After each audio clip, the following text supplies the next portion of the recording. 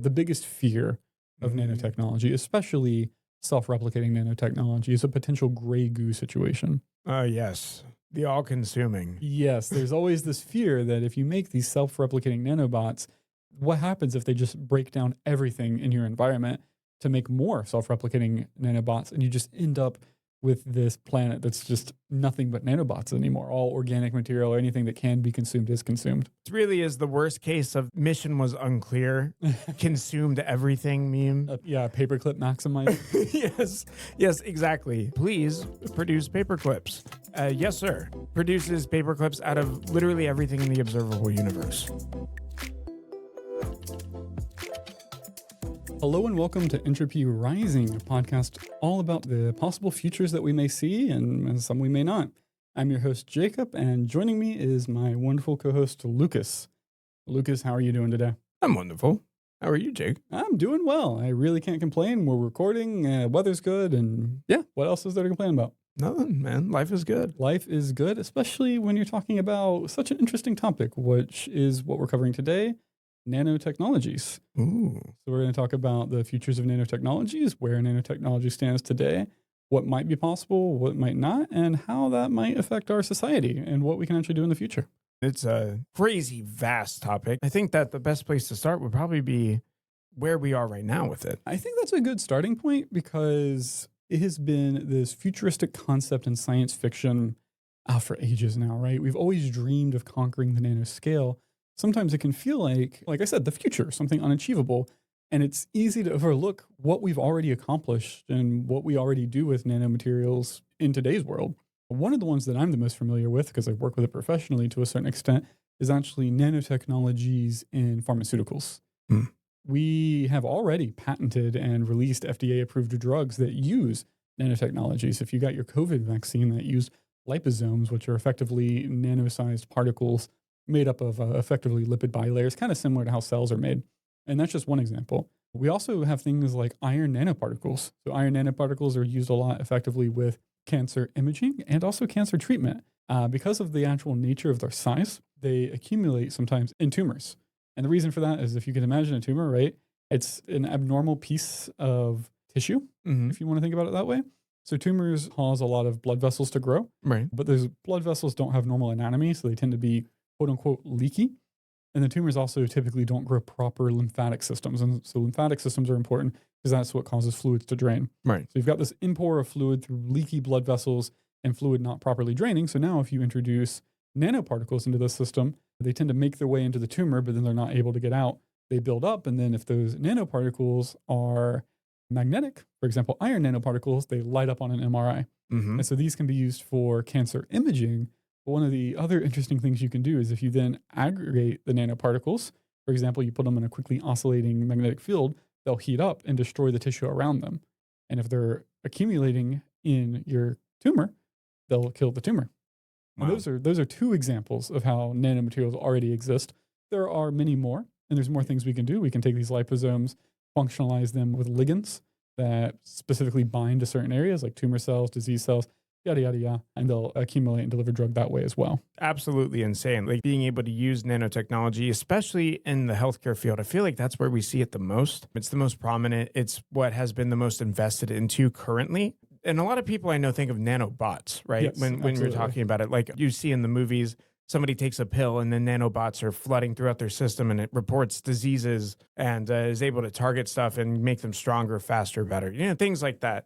And that's not too far-fetched. We can use micro robotics in our system. I don't know if we want them running through our bloodstream, just because it would be probably seen as a foreign body no matter how you spin it. But it's a very cool idea of making these essentially nano compounds like you see in the pharmaceuticals to be able to target certain diseases and actually make the human body healthier. Yeah, these are effectively nano-sized drug delivery systems. And they exist today, and they're in FDA-approved medications today. So it is interesting that we already have it. And it's not just in medicine that we have it too. Of course, if you've ever seen the marketing, I think there's like quantum LED TVs, right? QLED TVs. That's not just a marketing gimmick. Those are actually made of quantum dots, which are also nanomaterials as well. And then we've also seen things like carbon nanotubes start to catch on. Those, again, are not science fiction. We can't yet really make them at a useful scale and in a useful way, but we can make them. They do exist. We know the properties. And again, these are things that exist now. Graphene, I think, is another example of that as well. I think it definitely is a much broader field than a lot of people think of. Specifying when we're talking about these nanotechnologies, it's just something that is really measured at a nanometer scale. To break that down, it's like the tip of a pen is about 1,000,000 nanometers across, right? So we're talking things much, much smaller than that. And it doesn't just have to be robotic products. It can be pretty much any technology that is advanced at that scale. Yeah, absolutely. And for me, being in the pharmaceutical side of the world, I think it's most interesting because that's basically the same size that our cellular mechanisms work on. And so when you're able to interact with matter at the nanoscale, you're effectively able to interact with human bodies at the most basic fundamental level and cure diseases from a root cause and really achieve, if not what you said earlier, which is, these nanobots that crawl through your system and fix everything, but really start to achieve that ideal or get closer to that with something like a magic bullet that comes in and just targets your disease and only your disease with no side effects and cures you, right? That's always the goal of medicine, and that's the field I'm in. So that's what intrigues me the most. Yeah. Medicine, like we were saying before, its advancements are crazy. And with the nanobots you were saying, they do have some that are able to target cancer at an 80% success rate. These aren't nanobots, though. I do want to make that distinction. No, What we have now. nanodots. Nanodots. Yes. Sorry, I misunderstood. Yes, nanodots. Mm-hmm. And, if they're nanodots, they're either targeting through functional ligands or they're probably using something called the EPR effect, which are, again, those leaky vessels we were talking about earlier. Yes. And they're actually so small that they're able to penetrate layers of tissue without actually destroying that tissue. They essentially go through your pores in the tissue to get to other parts of the body. So they're super interesting. And it is still an early technology, but as Jake was saying, he works in the pharmaceutical world. He's already introducing drugs that are being used today, right? To do things like that. Being used. So the clear distinction between what we have today and what we want in the future with nanomaterials isn't necessarily just making the nanomaterials, although that is a big part of it, is figuring out better production systems, being able to make them better at scale. But actually, really the biggest difference between the nanotechnology we have today and the nanotechnology that we see in science fiction is how smart it is. Current nanotechnology is not smart at all. The nanomedications that we're talking about are effectively just nanocarriers that work as an API protectant. And then you can stick chemical modifiers onto the outside of them so that they bind with cells that you want. But they are by no means smart. They still rely on just randomly bumping into the cell and then binding with it. And that's nice and that's handy, but that's a far cry from what we see in science fiction, where you have actually intelligent nano-sized machines that can go through your body and act like hunter-seeker drones to find diseased tissue and eliminate it, or monitor your body on a cellular scale and let you know immediately when something's going wrong, or even start fixing it immediately, right? Like, I love the Culture series, and I think that's something they have there, rapid healing from traumatic injuries and things like that. That's super exciting because we see this in all technologies. You start off as kind of like a rough beginning, and then as it advances, it becomes like very rapidly smarter. If we can develop nanotechnologies that are able to learn for themselves, fix, repair, create things even on their own, you're breaching into a world of manipulating all the physical matter around you, which is a very exciting thought. I think that the ability for smart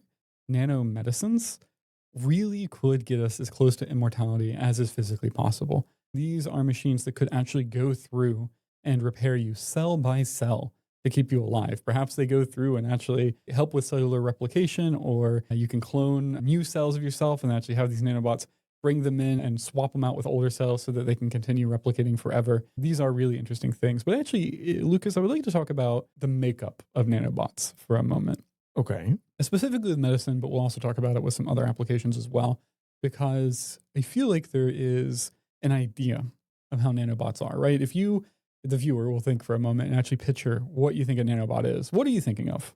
How about you, Lucas? I'm thinking of like a tube with a little antenna coming out of the back, and then like, some legs. Yeah, like a robot. Yeah. To me, this is so interesting because I think when you get to the nanoscale, in my opinion, I think that you're actually going to start seeing technology mimicking biology in a lot of ways. I don't think you're necessarily going to end up with these mechanistic robots that are crawling around in your body. I really think that in many ways, the future of nanobots, and at least for biology, are going to resemble our own cellular machinery.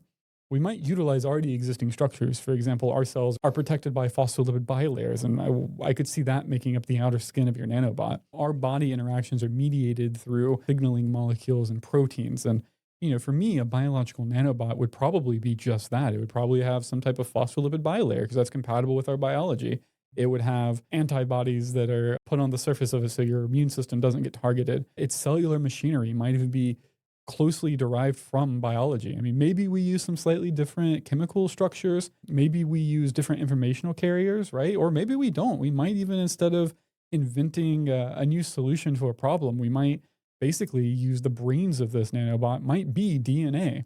Maybe it's DNA we programmed from the ground up, fully synthesized DNA in a lab that will instruct it on what to do, but DNA nonetheless, still taking advantage of things like transcript RNA to make signaling proteins to scan your body. Now, maybe it does have some smarter abilities. Maybe there's an antenna contained within that phospholipid bilayer that's able to be detected or even transmit some information to a scanning computer so that it can report back on what it's found or accept new instructions or something along those lines. But that's how I typically picture nanobots, at least for inside of the body, is basically artificially created cells more than little robots that are crawling around. I think that's, for me, the more realistic idea. I would absolutely agree with you. Only because, as we see throughout organic structures, it's always better to try and mimic what it already has than to introduce essentially what is small robots. Like the body's going to fight that. It's going to see it as a problem. And that's actually our biggest problem right now with nanotechnology, because we're producing things like fake organs, things like that, prosthetics. You'll see even on the surface layer with prosthetics, the body starts rejecting it. If you're able to create structures or compounds that are able to mimic cells or actually even adjust cells to become what you want them to, that's still a nanotechnology, but it's going to incorporate a lot better into the human body. And that's where I think the future of medicine is. But the future of medicine isn't the only use case for the future of nanobots. Even if I think it's one we see the most in science fiction, I think because people want to live longer and people want diseases to be treated, which me too, I think that's why there's this natural idea of nanobots in medicine. But that's not the only use case for them. Not at all. In our last episode, we covered agriculture. That is another huge field where you can see nanobots introduced. Mostly because of what Jake was saying, you can modify animal cells, but you can also modify plant cells at a nano level, allowing you to essentially completely reshape crops, create entirely different crops, remove disease, remove anything that you would be able to do with the human cell that we build up in our minds for the future. Yeah, I could absolutely see that. I mean, a lot of agriculture right now already relies on bacteria in many ways. You have nitrogen fixing bacteria that has this like symbiotic relationship with the roots that are actually what fixes nitrogen from the air and turns it into something the plant can use. It's not hard to imagine that we would make nanobots on the size of a bacterium, if not smaller, that's designed to go through the soil and find nutrients and make them more bioavailable for the plant so the plants grow better, or go through soils and look for contaminants and remove them, or even go through the plants themselves and collect things like heavy metals. That's a big issue. A lot of plants, like I think soybeans are an example of this. They're bioaccumulators for things like heavy metals. I know if not soybeans, a lot of mushrooms are. And so having the ability to dump some nanobots on your field and have them go through and collect all of these contaminants so that your field is safer for the people, that's a huge benefit. It is. And that benefit extends past just agriculture too. I mean, this could be huge for environmental cleanup. Imagine if we could go to Chernobyl right now, right? There's a lot of radioactively contaminated material buried under the soil. What if you could drop a bunch of nanobots on that?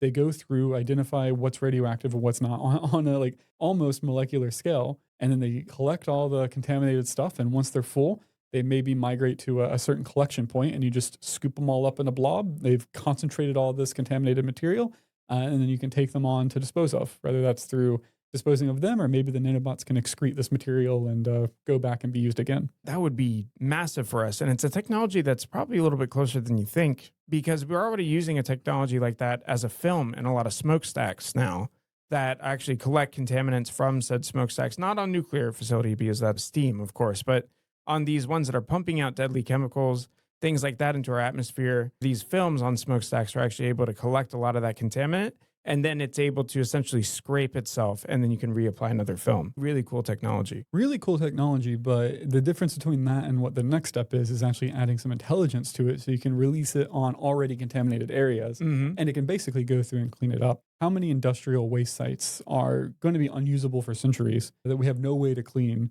that this could go through and do on like almost like I said, that molecular scale. I mean, is amazing. It really is. Imagine you just dump it on a landfill and it reduces the footprint, both of the runoff and also just the amount of mass in that landfill. And it just breaks it down and pulls all of that can be recycled out of it. That's another one, actually, I'm glad you talked about too, because it's not just about cleaning up contaminated areas in terms of chemical spill or something like that, but also disposing of our waste in a better way. Because like you said, we have these landfills and what do you do with them? A lot of them are made up of material that will never biodegrade. But the key word there is biodegrade because we rely on bacteria to get rid of a lot of our waste. But of course, bacteria can't break down certain objects. And this is where nanotechnology comes in. You effectively can make from the ground up your own bacterium that can handle synthetic materials like plastics and can break them down into potentially a more inert form or the bare minimum, a more useful form. Even if they don't turn it into something more useful, perhaps just turning all of the free chemicals into carbon. So you basically just end up with a more concentrated pit of things like coal could be super useful as long as we don't burn it again. That would be amazing because at least even if we do burn it again, it's still a useful resource. Yeah, the bare minimum, if you were using the nanobots to turn released CO2 back into coal to then reburn it, which would probably be a net energy sink, you would probably lose more energy in that process, but whatever. Let's say you did do that. It actually, funny enough, still is carbon neutral because you harvested the carbon from your atmosphere to then re-release into the atmosphere. So it's a weird case where burning a hydrocarbon is carbon neutral. There's a rare, but they do happen. It might even be worth the energy if we have a Dyson sphere and we just want an energy storage, perhaps. Yeah, you could do it.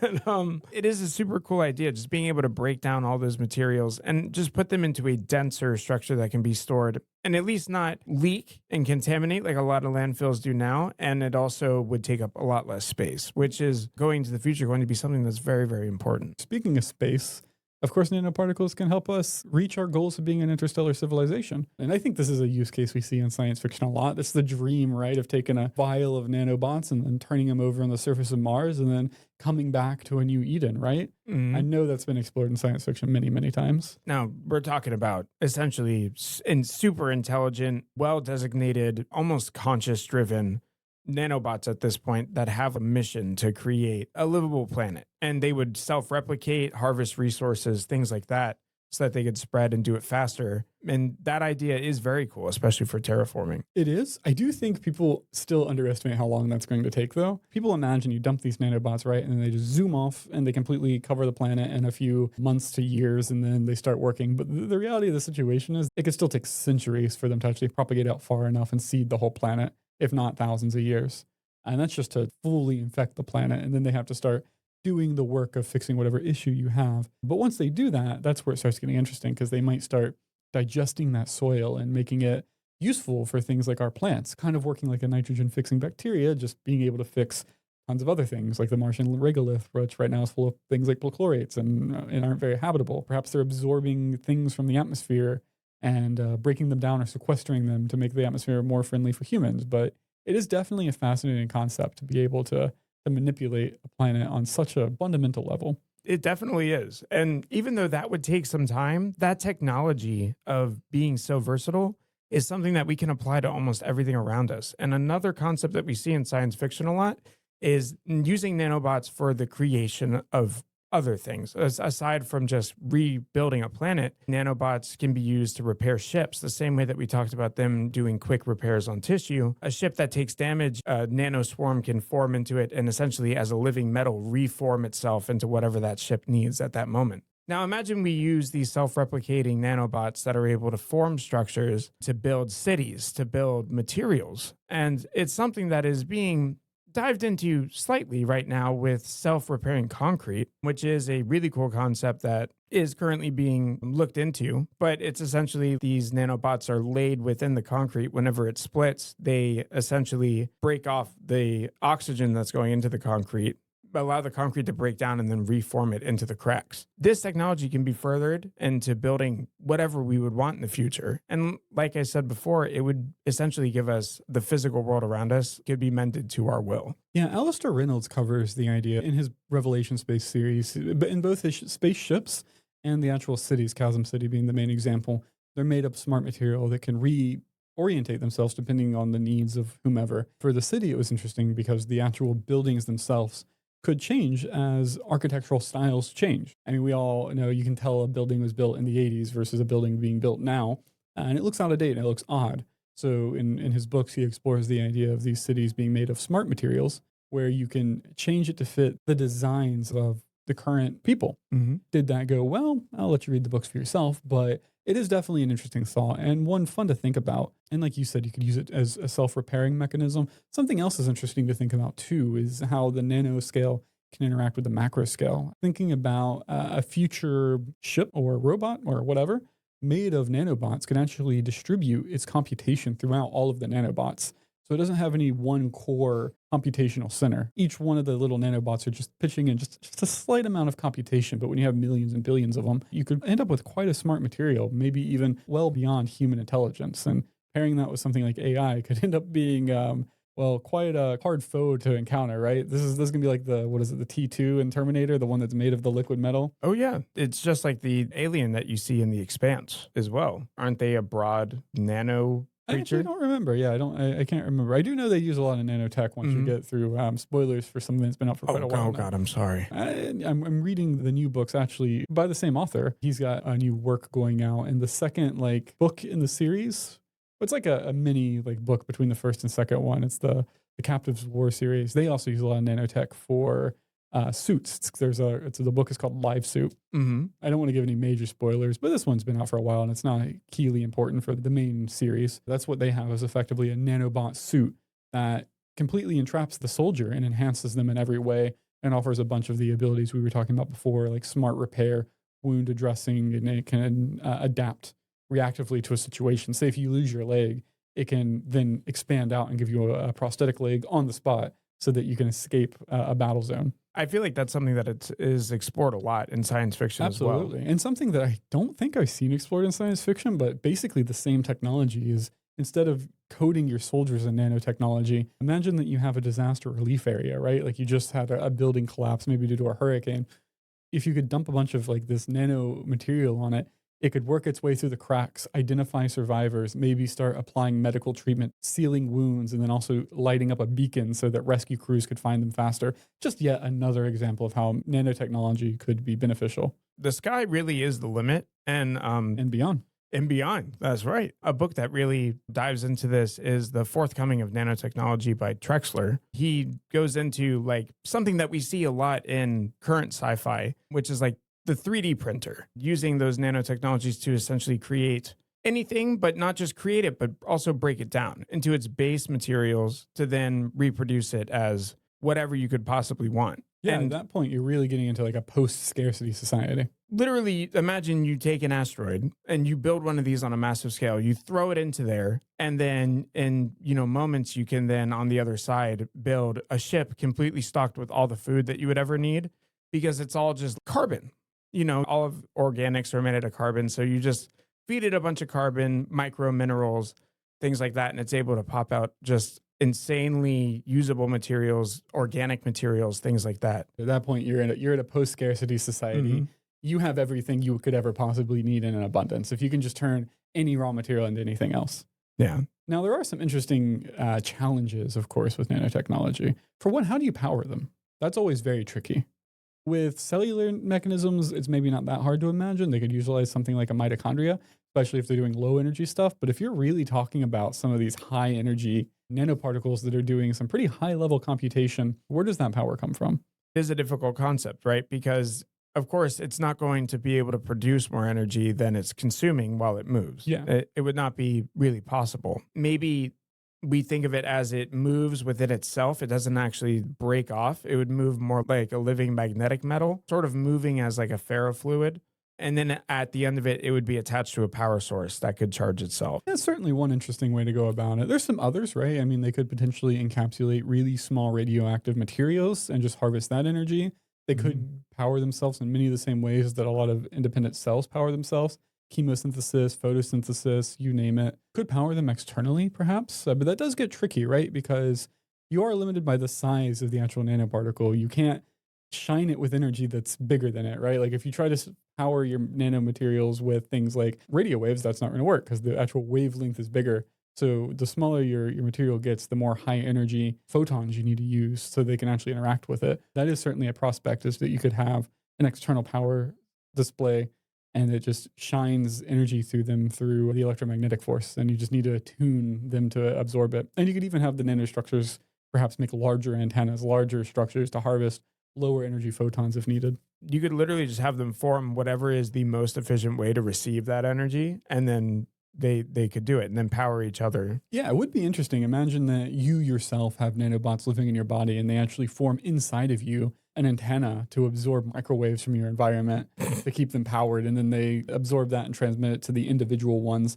and basically build like a recharging station inside of your body. It's interesting to think about all the different ways this could work. It definitely is. And it's why it's so cool to think about, because when you're able to have something that's able to manipulate the physical world into whatever it wants, the possibilities become endless. Yeah, imagine if they can migrate to your skin and absorb the ultraviolet radiation that is coming from the sun, which kills two birds with one stone. Not only does it absorb it instead of your cells, so it acts as an anti-cancer agent, but then they fill up and then migrate back to you and go through your body and perform their tasks until they run low on energy, and they just rinse and repeat. Yeah. Protecting your body while, feeding their energy. It's all a possibility. It's just super cool to think about. It absolutely is. I do think that we could probably sit here and just ruminate on all the possibilities of nanotechnology for God knows how long. But the only last one that I really wanted to talk about, and this is probably something that others have throughout the episode considered, which is the biggest fear of nanotechnology, especially self-replicating nanotechnology, is a potential gray goo situation. Yes. The all-consuming. Yes, there's always this fear that if you make these self-replicating nanobots, what happens if they just break down everything in your environment to make more self-replicating nanobots, and you just end up with this planet that's just nothing but nanobots anymore. All organic material or anything that can be consumed is consumed. It really is the worst case of mission was unclear, consumed everything meme. Yeah, paperclip maximize. Yes, exactly. Please produce paperclips. Yes, sir. Produces paperclips out of literally everything in the observable universe. It's a famous example, and not to diminish it, because it is something you do need to be cognizant of with self-replicating machines. You need to find some way to implement stops. It's such an important thing. Biology does it too. I mean, we have oncogenes that are designed to keep our cells from replicating out of control, and when those fail, you get cancers. And that's definitely a fear with these self-replicating nanites, is even if you program them well, what happens if they mutate over time? And then they lose control and they start completely self-replicating out of control, and you get a cancer that can consume the entire world. And that is genuinely something to be concerned of. It really is. Just like with a cancer, their prerogative would be to fulfill that mission of self-replication. When the resources stop that they're naturally feeding on, what comes next? It's us. Very possible, or even if not, they could destroy the entire planet. So that's one to be concerned of. Really, the only ways I can think to limit it are, one, you can limit it by introducing something that they're not able to replicate. This was kind of the same thing we explored in our von Neumann probe episode, where you give them a power source and no ability to recreate that power source. So each time they replicate, for example, if they're powered off of a radioisotope, they then have to break that radioisotope in half. So each successive generation has less and less energy until they're not able to replicate anymore. Or you could explore the idea we talked about before, which is you power them from an external source, so that if they do get out of control, you can externally cut the power. I'm much more of a fan of the second one, because that way they don't get to replicate 30 times. And it gives us a failsafe on something that could be a universe-ending event. And this also might not be as big of a concern as you would think, because there is this idea that cancers can only get so large, because by their very nature, the cells are unstable. They're trying to out-replicate everything else. And so once the tumors get too large, they basically start cannibalizing the tumor itself. And so you reach this like natural maximum size. And this is why things like blue whales never die of cancer, because it's very unlikely the tumor gets big enough to kill them. I see. And it's interesting to think that could happen with nanobots too, right? Like, we're imagining these nanobots starting to replicate out of control and consume everything to make more nanobots. But as they continue to drift further and further, they might start to also consume themselves or previous generations to make new versions of the newest generation.